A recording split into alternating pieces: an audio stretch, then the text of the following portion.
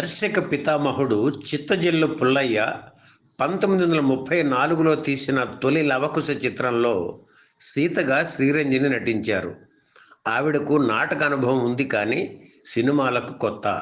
ఆవిడ పాట పాడిన, రాగయుక్తంగా పద్యం పాడిన జనం మైమరచి వినేవారు. చాలా చిన్న వయసులో, అంటే తన 33వ ఏటనే శ్రీరంజని క్యాన్సర్ వ్యాధితో కన్నుమూశారు. ఆవిడ చెల్లెలే గుణసుందరి కథ చిత్రంలో మనం చూసిన జూనియర్ శ్రీరంజని. ప్రమీలార్జునేయం, గూఢచారి 116 వంటి చిత్రాలకు దర్శకత్వం వహించిన మంగళగిరి మల్లికార్జునరావు సీనియర్ శ్రీరంజని కుమారుడే. అక్కా చెల్లెళ్ళు చిత్రరంగంలో హీరోయిన్లుగా కొనసాగడం అనే పద్ధతికి శ్రీకారం చుట్టింది శ్రీరంజని సిస్టర్స్. ఆ తర్వాత పుష్పవల్లి సూర్యప్రభ, షావుకార్ జానకి కృష్ణకుమారి, జయసుధ సుభాషిణి, అంబిక రాధ, జ్యోతిలక్ష్మి జయమాలిని, భానుప్రియ శాంతిప్రియ, రాధిక నిరోష, నగ్మా జ్యోతిక, రోషిణి ఇత్యాదులు తెలుగు చిత్రాల్లో నటించి తమ ప్రతిభను చాటుకున్నారు.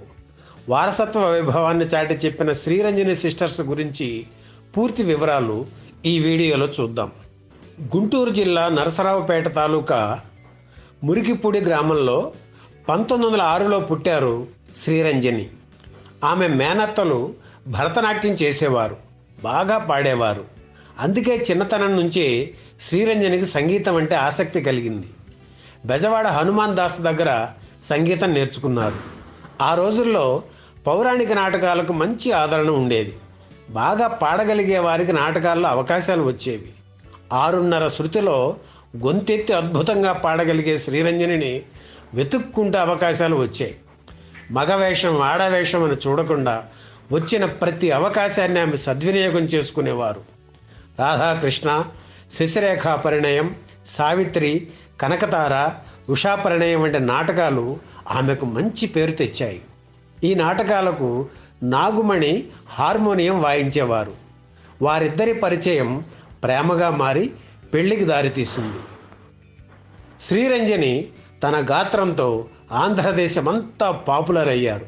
అప్పుడే హెచ్ఎంవి గ్రామ్ఫోన్ కంపెనీ వారు ఆమెతో రికార్డులు తయారు చేయించడానికి ఒప్పందం కుదుర్చుకున్నారు. ఈ రికార్డుల రిహార్సల్స్ కోసం భర్తతో బెజవాడ వెళ్ళారు శ్రీరంజని. సరిగ్గా ఆ సమయంలోనే లవకుశ చిత్ర నిర్మాత సన్నాహాలు ప్రారంభించారు దర్శకుడు సి పుల్లయ్య. నటీనటుల ఎంపిక కోసం బెజవాడ వచ్చారు. రంగస్థల నటులు పారుపల్లి సత్యనారాయణ వంటి వారి ద్వారా శ్రీరంజని గురించి విన్నారు సి పుల్లయ్య. ఆమెను పిలిపించారు. ఆమె పాటలు విని సీత పాత్రకు ఎంపిక చేశారు. బెంగళూరు వెళ్ళి హెచ్ఎంవి రికార్డుల కార్యక్రమం పూర్తి చేసుకుని అక్కడ నుంచి లవకుశ షూటింగ్ కోసం భర్తతో కలిసి కలకత్తా వెళ్ళారు. 1934లో లవకుశ చిత్రం విడుదలయ్యింది. అంతకుముందు ఎటువంటి నటనానుభవం లేకపోయినా సీత పాత్రను శ్రీరంజని పోషించిన తీరు ప్రేక్షకులకు బాగా నచ్చేసింది. సాక్షాత్తు సీతాదేవి వచ్చి ఆ సినిమాలో నటించిందని ప్రేక్షకులు ఫీల్ అయ్యారు. వాల్ పోస్టర్స్, దినపత్రికల్లో ఉన్న శ్రీరంజని ఫోటోలని కత్తిరించుకొని తమ ఇళ్లలోని గోడలకు అతికించి రోజు దండాలు పెట్టేవారు. శ్రీరంజనికి అనేక చోట్ల ఘన సన్మానం జరిగింది. స్వర్ణ పథకంతో ఆమెను సత్కరించారు కూడా. లవకుశ విజయం తర్వాత శోకపాత్రలకు పెట్టింది పేరుగా నిలిచి నటనలో ఉన్నత శిఖరాలకు చేరుకున్నారు శ్రీరంజని. మాయాబజార్, సుభద్ర, సతీ తులసిలో పార్వతి, సారంగధరలో రత్నంగి, చిత్రనళినీయంలో దమయంతి, కృష్ణలీలలో దేవకి, నరనారాయణలో గైను భార్య, మార్కండేయలో మరుద్వతి, వరవిక్రయంలో భ్రమరాంబ, ఇలా కేవలం 9 చిత్రాల్లో మాత్రమే నటించిన శ్రీరంజని పాట పాడడం, పద్యాన్ని ఆలపించడంలోనే కాదు, నవరసాలను అద్భుతంగా ప్రదర్శించే నటిగా పేరు తెచ్చుకున్నారు. శ్రీరంజనికి దైవభక్తి ఎక్కువ. ప్రతిరోజు గంటల తరబడి పూజ చేసేవారు. ఎన్నో సుగుణాలు కలిగిన శ్రీరంజనిని చూసి విధికి కన్ను కుట్టిందేమో, క్యాన్సర్ రూపంలో ఆమెను కబళించింది. ఇక తను బతకనని అర్థమై తల్లి వీరమ్మని, చెల్లెలు మహాలక్ష్మిని పిలిచి తను మరణించగానే భర్త నాగుమణికి చెల్లిని ఇచ్చి పెళ్లి చేయాలని, లేకపోతే పిల్లలు అన్యాయమైపోతారని మాట తీసుకున్నారు. ఆ తర్వాత కొద్ది రోజులకే, అంటే 1939లో తన 33వ ఏట స్వగ్రామంలోనే కన్నుమూశారు శ్రీరంజని. చిన్న వయసులోనే రాలిపోయిన ఈ తార మరణం ఆమె కుటుంబ సభ్యులనే కాదు, సినిమాని అభిమానించే ప్రతి వారిని కంటతడి పెట్టించింది. అక్క మాట పాటిస్తూ 1940లో బావ నాగుమణిని పెళ్లి చేసుకున్నారు మహాలక్ష్మి. అప్పటికి ఆమె వయసు 13 ఏళ్ళు. ఆ వయసులోనే 3 పిల్లలు ఉన్న వ్యక్తిని పెళ్లి చేసుకోవాల్సి వచ్చింది. అక్క శ్రీరంజనితో పాటు మహాలక్ష్మి కూడా షూటింగ్స్కు వెళ్ళేది. కొన్ని చిత్రాల్లో బాలనటిగా కూడా నటించారు. పెళ్ళైన తర్వాత 2 ఏళ్ళు గృహిణిగానే జీవితం గడిపారు మహాలక్ష్మి. ఆ తర్వాత బెజవాడ నుంచి ఆమె మేనమామ హనుమాన్ దాస్ ఓ రోజు వీరి ఇంటికి వచ్చారు.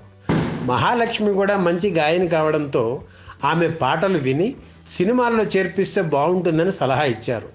నాగుమణికి చిత్ర పరిశ్రమతో మంచి సంబంధాలు ఉన్నాయి కనుక అదంత కష్టం కాదని చెప్పారు. ఆ సలహా బాగానే ఉందనిపించింది నాగుమణికి.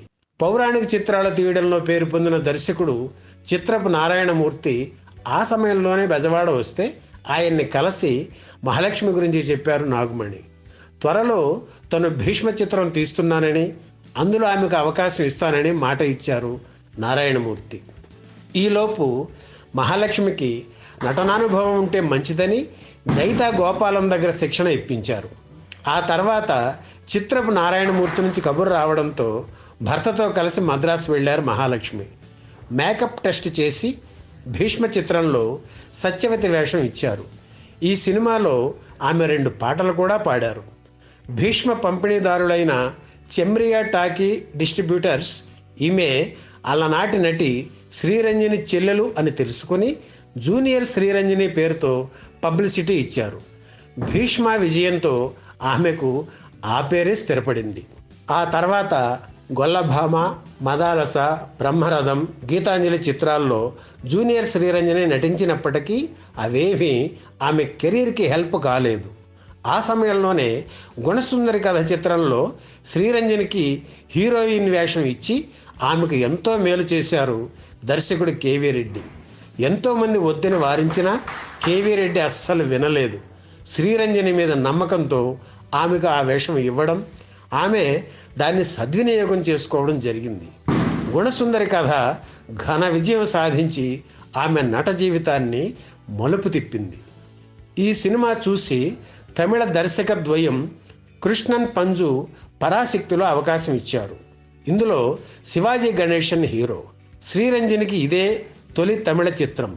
ఆ తర్వాత లైలా మజ్ను, గృహప్రవేశం, చంద్రహారం, శ్రీ గౌరీ మహాత్మ్యం, ఊహా సుందరి, మంత్రదండం, బ్రతుకు తెరువు, రాజీ నా ప్రాణం, పెద్ద మనుషులు వంటి చిత్రాలతో పాటు అనేక తమిళ చిత్రాల్లో కూడా నటించారు.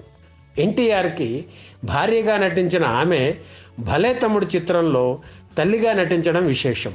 శ్రీరంజని భర్త నాగుమణి నిర్మించిన మహాకవి కాళిదాసు చిత్రంలో అక్కినేని హీరోగా నటించారు.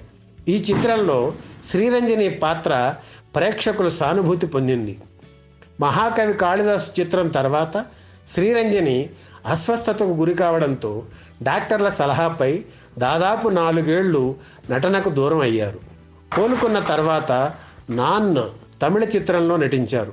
ఇదే చిత్రాన్ని తెలుగులో నేనంటే నేనే పేరుతో తీస్తే అందులోనూ నటించారు. స్నేహబంధం, భక్త తుకారాం, విశాలి, కోడెనాగు, ఇంటి కోడలు వంటి చిత్రాల్లో నటించిన శ్రీరంజని 1974లో తన 47వ ఏట కన్నుమూశారు. సీనియర్ శ్రీరంజని కుమారుడు మంగళగిరి మల్లికార్జునరావు ఎన్టీఆర్ క్లాస్మేట్స్.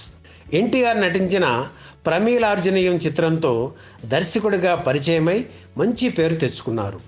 ఈ వీడియో మీకు నచ్చితే లైక్ చేయండి, షేర్ చేయండి, వెంటనే సబ్స్క్రైబ్ కూడా చేయండి.